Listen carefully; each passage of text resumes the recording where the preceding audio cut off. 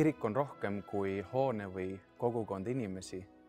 Kirik on nähtamatu sündmus, kus Jumal kohtub inimesega ja kus inimene kogeb Jumala andestust ja armastust Jeesuses Kristuses ja selle kaudu ka vabadust.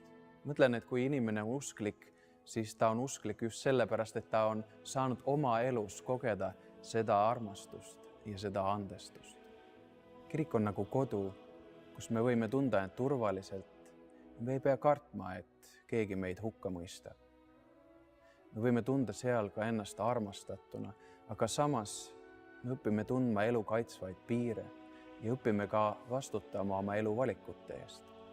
Kui meie nüüd kogudusena soovime endale taastada kirikuhoonet, siis me igatseme endale kodu, kus me võiksime tunda end turvaliselt.